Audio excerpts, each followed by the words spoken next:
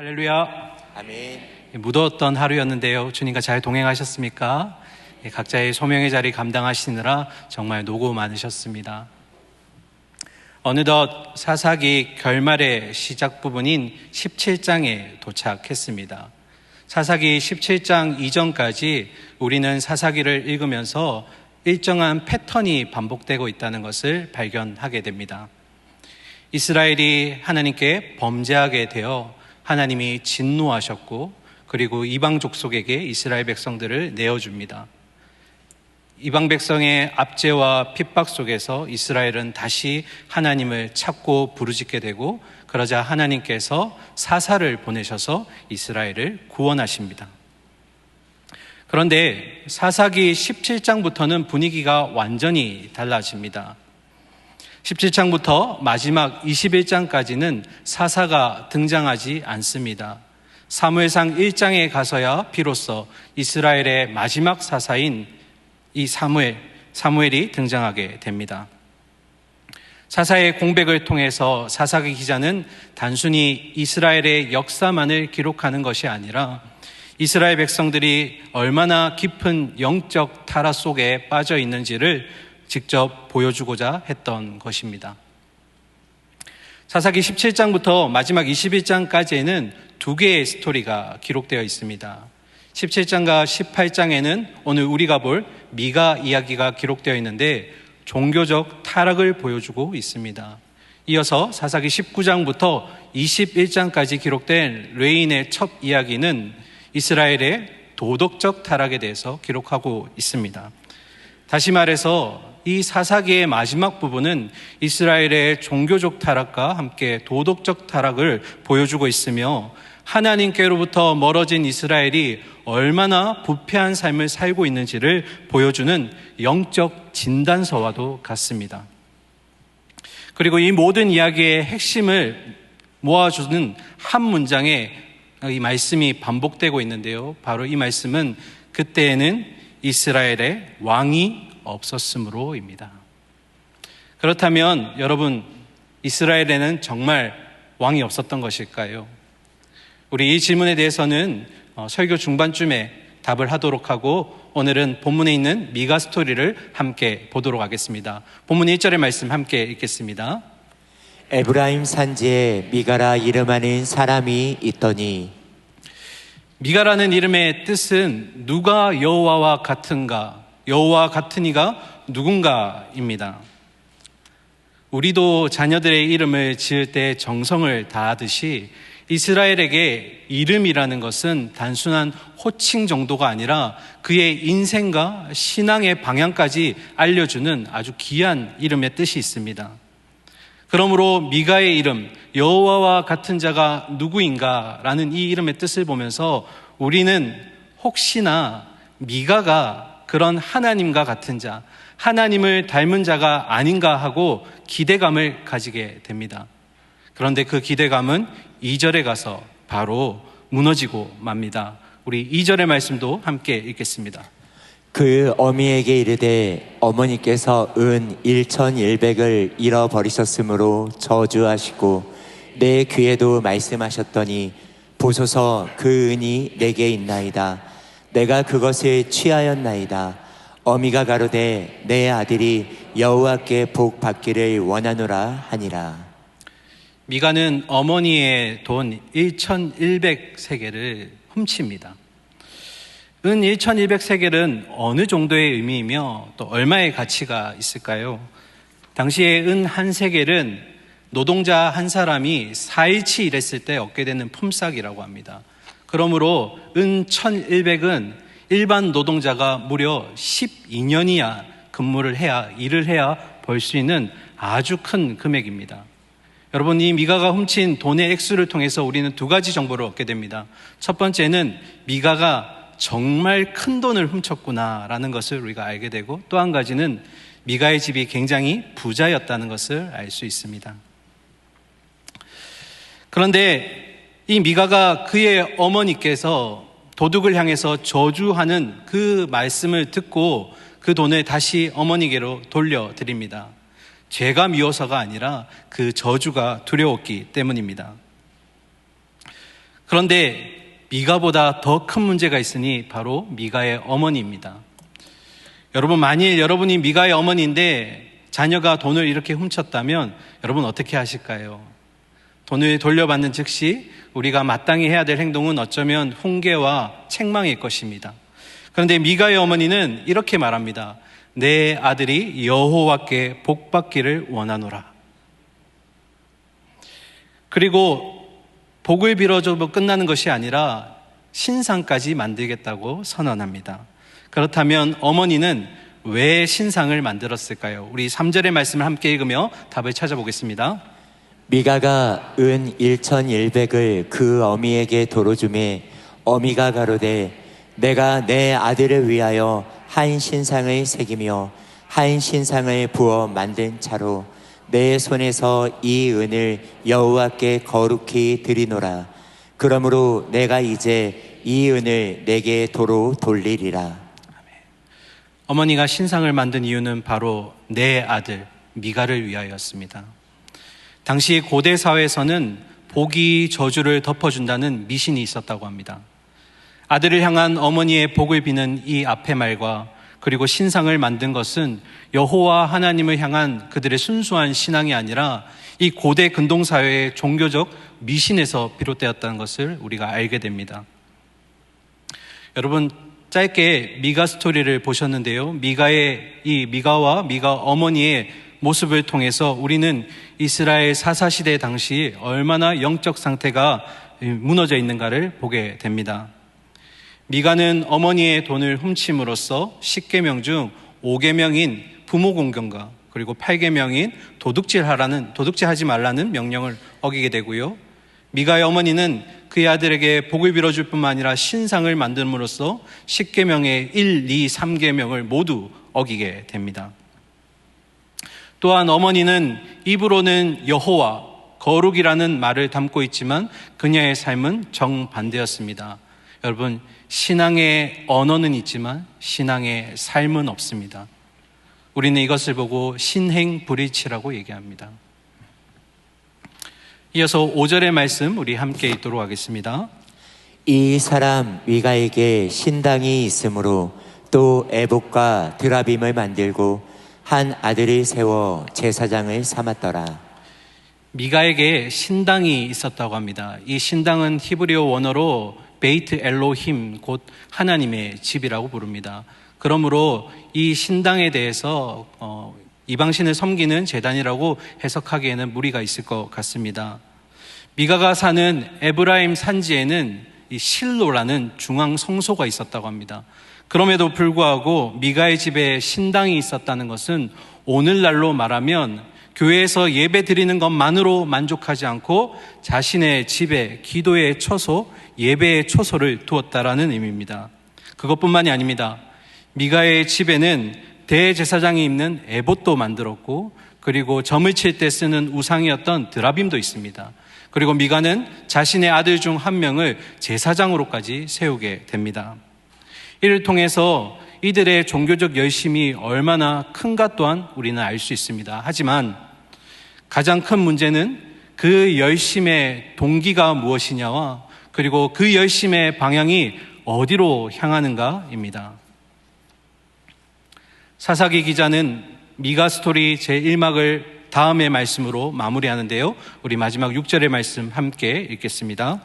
그때에는 이스라엘에 왕이 없으므로 사람마다 자기 소견에 옳은 대로 행하였더라. 사랑하는 성도님들, 사사기 기자는 사사기 결론에 이르러서 왜 미가의 집 스토리, 이 이야기를 기록하였을까요? 앞에서도 말씀드렸듯이 미가 스토리를 통해서 이스라엘 사사시대 때 종교적인 타락이 얼마나 심한지를 우리는 알 수 있습니다. 또한 미가의 집은 여호와 하나님을 향한 순수한 신앙이 아니라 그들에게 좋다고 여겨지는 것은 뭐든지 다 믿고 섬기는 이른바 종교 혼합주의에 빠져 있었습니다. 미가의 집에는 은신상도 있었고 신당도 있었으며 드라빔 그리고 제사장까지 그리고 에봇도 있었습니다. 이 모든 것들이 그들에게 복을 줄 수 있다고 여기는 것들이었습니다. 오늘날로 말하면 여러분 교회도 열심히 다니지만 타 종교에도 한번 가서 심취해 보시고, 그리고 점도 보고 운세도 보고 사주도 보는 이런 잘못된 모습이 나타나고 있다는 것입니다. 한국교회 트렌드 2026에 보면 챕터 6번째에 무속에 빠진 그리스도인이 나옵니다. 이 내용 안에서 크리스천 인 샤머니즘, 기독교인 중에서 무속을 이용하는 비율은 얼마 정도 될까라고 했을 때 여러분 얼마 정도 될까요? 전체 세대수의 20%가 기독교인임에도 불구하고 무속을 이용하고 있다고 합니다. 심지어 2030 세대는 무속을 이용하는 퍼센트가 30%가 넘는다고 합니다. 또 다른 질문에서 자기 주변에 기독교인 중에서 무속을 이용하는 사람을, 기독교인을 본 적이 있습니까? 들은 적이 있습니까? 라는 이 질문에 대해서 3명 중에 2명이 그런 적이 있다라고 대답했습니다. 그리고 마지막으로 기독교인들을 향해서 최근 3년간 기독교인임에도 불구하고 무속을 이용한 경험이 있습니까? 라는 질문에 얼마 정도 되었을까요? 5명 중 1명이 최근 3년 안에 무속을 이용했다라고 얘기합니다. 결혼, 그리고 운세, 이사 이런 것들로 순위가 매겨져 있었습니다. 무엇을 의미할까요? 사사시대 때만 종교 혼합주의가 나타난 것이 아니라 오늘날 우리의 이 시대 가운데도 종교 혼합주의의 모습이 여전히 나타나고 있다는 것입니다. 서두에 제가 아주 중요한 질문을 드렸었는데요. 기억나시죠? 이스라엘에는 정말 왕이 없었던 것일까요? 어떻게 생각하시나요? 이스라엘은 하나님의 구별된 거룩한 백성이면서 하나님의 소유입니다. 그 말은 이스라엘의 참 왕은 오직 여호와 하나님이시면서, 그리고 이스라엘 백성은 그분의 통치를 받아야만 했습니다. 그럼에도 불구하고 이 말씀을 통해서 이스라엘에 왕이 없었다는 것은 진짜 왕이 없었다는 것이 아니라 이스라엘 백성들이 하나님을 왕으로 대우하지 않고 대접하지 않았다라는 의미입니다. 오히려 그들의 목적과 이익을 위해서 하나님을 도구로 삼고 수단으로 삼았다는 것이 더 맞는 말일 것 같습니다. 우리는 여기에서 종교인과 신앙인이 어떤 차이가 있는지를 보게 됩니다. 종교인은요, 나의 목적과 유익을 위해서 하나님을 수단이나 도구로 삼는 사람을 의미합니다. 종교를 통해서 내가 하나님을 통제하고 조정하려고 하는 것입니다. 반면에 신앙인은 어떤 사람입니까? 하나님의 뜻을 알고 그 뜻에 순종하는 사람을 말합니다. 하나님께서 나의 인생 가운데 뜻과 계획이 있음을 신뢰하고 나의 인생 전체를 하나님께 맡겨드리는 사람, 그 사람이 바로 신앙인이라는 것입니다. 피터 셰퍼의 희곡 아마데우스라는 이 내용에는 이 젊은 살리에르가 하나님을 향해서 흥정하는 것과 같은 기도의 내용이 기록되어 있습니다. 주여, 저를 위대한 작곡가가 되게 하소서. 음악으로 주의 영광을 찬미하게 하시고 저도 칭송받게 하소서. 사랑하는 하나님이여, 제가 온 세상에 유명해져 불멸의 존재가 되게 하소서. 제가 죽은 후에도 제 작품이 사랑받고 제 이름이 영원히 회자되게 하소서. 그 대가로 저는 주께 제 순결과 근면함과 가장 깊은 겸손과 삶 전체를 드리겠나이다. 또한 사람들을 최대한 돕겠나이다. 아멘 또 아멘. 처음에 살리에르는 이 기도의 맹세대로 열심히 지켜갑니다.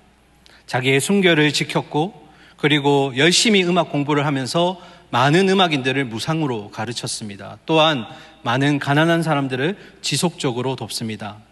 그의 길이 음악적으로 계속 열려나가자 이 살리에르는 하나님께서 그와의 거래에 충실하다고 믿기 시작합니다. 그런데 바로 그때 음악적 재능이 살리에르보다 훨씬 뛰어난 모차르트가 등장합니다.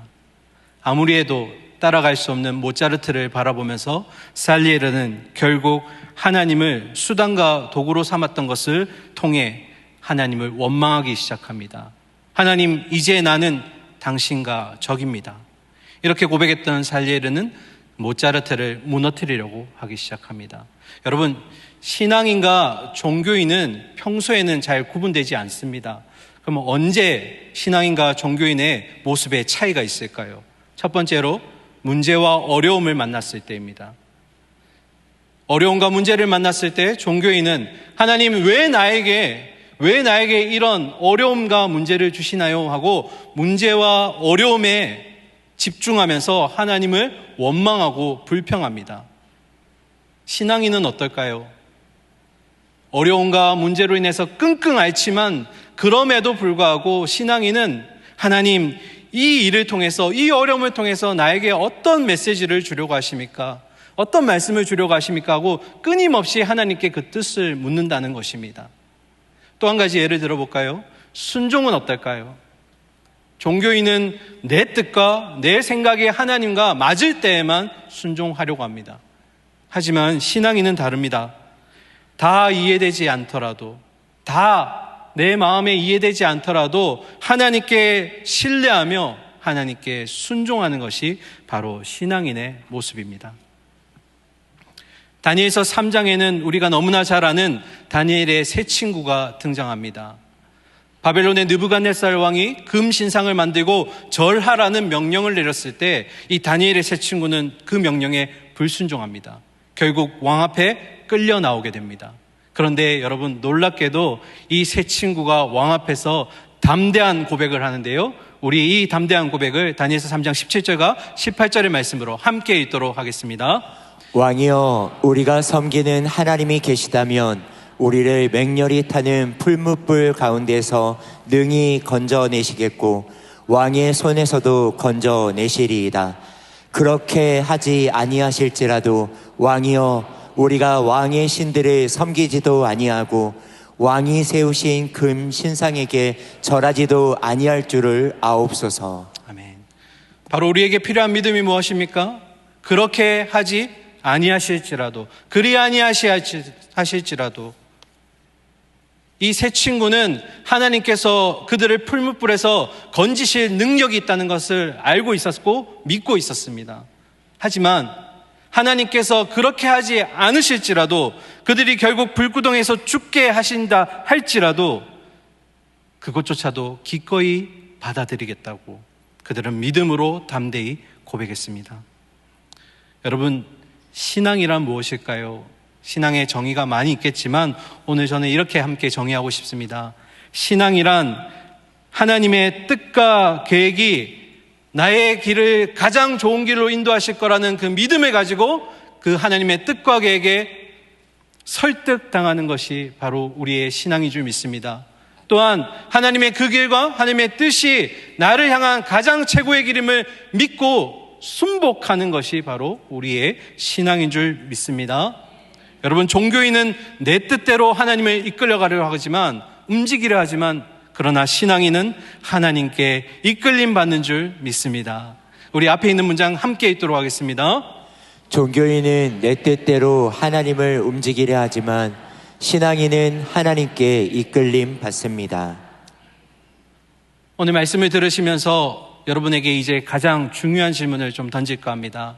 사랑하는 우리 성도님들, 나는 종교인입니까? 아니면 나는 신앙인입니까? 사랑하는 성도님들, 나는 종교인입니까? 아니면 신앙인입니까? 사랑하는 담임 목사님께서 늘 강조하셨던 말씀이 있는데요. 우리 옆 사람에게 고백하도록 하겠습니다. 종교인이 되지 말고 신앙인이 됩시다. 종교인이 되지 말고 신앙인이 됩시다. 한 번 더 고백하겠습니다. 종교인이 되지 말고 진짜 신앙인이 됩시다. 종교인이 되지 말고 진짜 신앙인이 됩시다. 오늘 이 본문을 통해 우리 자신의 신앙을 점검하고 되돌아보는 귀한 시간이 되기를 소망합니다. 미가의 이름의 뜻은 누가 여호와와 같은가, 여호와와 같은 이가 누구인가 였습니다. 그래서 우리는 미가가 그런 여호와를 닮은 자가 아닐까라는 기대를 했지만 그의 삶은 정반대였습니다. 하나님을 높이는 삶이 아니라 하나님을 이용하는 삶을 그는 살고 있었습니다. 사랑하는 우리 수요 예배 성도 여러분, 그거 아십니까? 우리에게도 하나님께서 우리 인생 가운데 부어주신, 지어주신 아주 중요한 이름이 있습니다. 무엇일까요? 우리 가운데 가장 특별한 이름, 바로 그리스도인입니다. 그리스도인의 뜻은 어떤 의미입니까? 그리스도께 순종하고 그리스도를 닮아가며 그리스도께 같이 쫓아가는 자, 그것이 바로 그리스도인인 줄 믿습니다. 사랑하는 성도님들, 세상이 줄 수 없는 귀한 이름입니다. 우리 각 사람에게 그리스도인이라는 이름을 부어주셨습니다. 그리스도를 닮아가고 그리스도의 통치를 따르며 그리고 그렇게 순종하며 살아가는 신앙인의 모습으로 우리는 살기를 원합니다. 근데 여러분, 오늘의 본문 미가처럼 나의 만족과 유익을 위해, 내 목적을 위해서 기독교를 종교로 이용하고 하나님을 수단과 도구처럼 이용하는 이런 모습들이 우리 삶에 없어야 될 줄 믿습니다. 말씀을 마무리할 텐데요, 오늘 말씀을 들으시면서 이 미가 이야기가, 오늘 사사기 17장의 미가 스토리가 내 이야기, 그리고 우리 다음 세대의 이야기가 되지 않기를 원합니다. 하나님을 나의 왕으로 모시기 바랍니다. 참된 왕이신 여호와 하나님께 통치를 받으시기 바랍니다. 그러므로 하나님의 뜻과 계획이 가장 최고임을 고백하며 순복하시는 참된 신앙인으로 살기를 축복합니다. 또 때로는 어려움과 문제를 만났을 때 그 문제와 어려움이 내게는 다 이해가 되지 않을지라도, 상식적이지 않을지라도 하나님께 답이 있음을 믿으며 하나님께 해결책이 있다는 것을 믿으며 다니엘의 세 친구처럼 하나님 그리 아니하실지라도 이 믿음을 가지고 오직 그리스도께 순종하고 그리고 그리스도에게만 시선을 두며 그리고 그리스도만을 쫓아가는 순결한 그리스도인으로 사시기를 간절히 소망하고 축복합니다. 아멘. 오늘 말씀을 기억하며 함께 찬양했으면 좋겠는데요, 이 말씀을 준비하며 제가 참 계속 묵상했던 찬양이 있는데 우리 함께 찬양하고 기도했으면 좋겠습니다. 우리 내 주 같은 분 없네, 함께 찬송하겠습니다. 내 주 같은 분 없네, 내 주 같은 분 없네,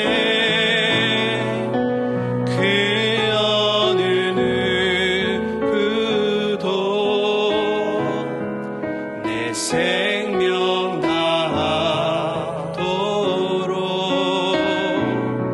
주 얼굴만 구하리, 내 주 같은 분 없네, 그 어느 누구도 내 주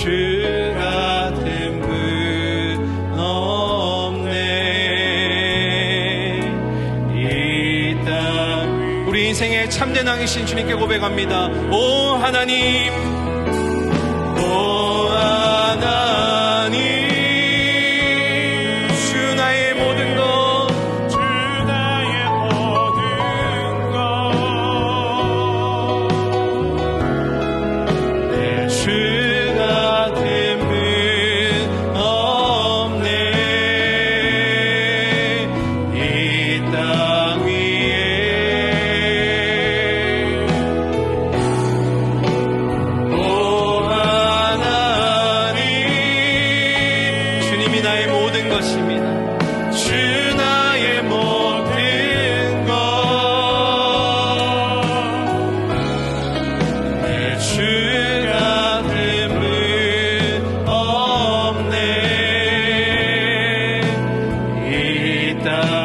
전심을 다해 고백합니다. 오 하나님, 오 하나님, 주 나의 모든 것, 오 하나님,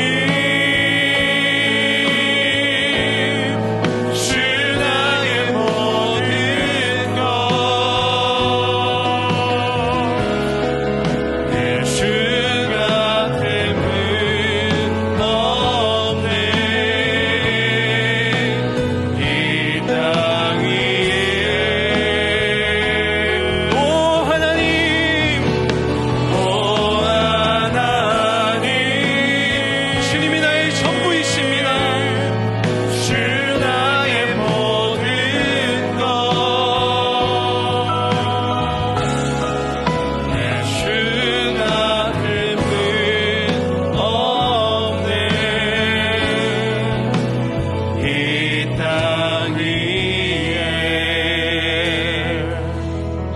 함께 기도 제목을 읽고 우리의 마음에 담아 함께 기도했으면 좋겠습니다. 함께 읽겠습니다. 왕이신 나의 하나님, 미가처럼 제 목적과 유익을 위해 하나님을 수단으로 삼는 종교인이 아니라 하나님의 뜻과 계획 앞에 기꺼이 순복하는 참된 신앙인이 되게 하소서. 다니엘의 새 친구처럼 그리 아니하실지라도 주님을 온전히 신뢰하며 끝까지 주의 말씀에 순종하게 하소서. 우리에게 주신 그리스도인이라는 이름에 합당한 삶을 살게 하소서. 우리 마음을 담아서 함께 주여 한번 부르짖고 통성으로 기도하겠습니다. 주여. 하나님 아버지, 주님이 우리 인생의 왕이십니다. 하나님, 우리의 길을 인도하시며 가장 좋은 길로 인도하실 그 주님의 하나님, 우리의 모습이 하나님을 이용하는 것이 아니라 나의 만족과 유익을 위해서 하나님을 도구처럼 수단처럼 여기는 것이 아니라 하나님에게 뜻이 있고 계획이 있으며 나는 그 뜻과 계획에 순복하며 순종하는 삶을 살아가는 참된 신앙인이 되기를 원합니다. 세상이 줄 수 없는 그리스도인이라는 이름을 우리에게 주신 줄 믿습니다. 하나님, 그의 합당한 삶을 우리가 살아내게 하여 주시옵소서. 하나님, 이 시간 말씀 듣고 기도하는 우리 모두에게 그리스도인답게 살아갈 수 있는 그런 믿음과 담대함을 허락하여 주시옵소서. 이곳에 있는 모든 예배자들 가운데 하나님, 종교인이 아니라 신앙인의 모습으로 살아갈 수 있도록 주께서 인도하시고 함께하여 주시옵소서. 그리스도인 같은 순적한 그리스도인, 순결한 그리스도인의 모습으로 살아가는, 하나님의 통치를 받고 살아가는 우리의 모습이 되게 하여 주시옵소서. 사랑과 공의의 하나님, 우리의 인생의 주인은, 왕은 오직 하나님밖에 없음을 고백합니다. 미가처럼 자신의 목적과 유익을 위해서 하나님을 수단이나 도구로 삼는 종교인이 아니라 하나님에게 날 향한 뜻과 계획이 있음을 신뢰하며 그 뜻에 순복하며 설득당하는 우리의 참신앙이 되게 하여 주시옵소서. 때로는 어려움이 찾아오고 문제가 찾아와서 아둥바둥하고 힘들 때가 있지만 그럼에도 불구하고 그리 아니하실지라도 하나님께 순종하는 마음으로 끝까지 믿음을 지켜나갈 수 있는 우리 참된 그리스도인들이 되게 하여 주시옵소서. 이 시간 우리가 다음 삶으로 우리가 나아갈 때 우리 그리스도인의 합당한 삶을 살아가는 우리 수협의 모든 성도들 되게 하여 주시옵소서. 이 밤을 축복하여 주실 주님을 기대하며 살아계신 예수 그리스도의 이름으로 기도드리옵나이다. 아멘.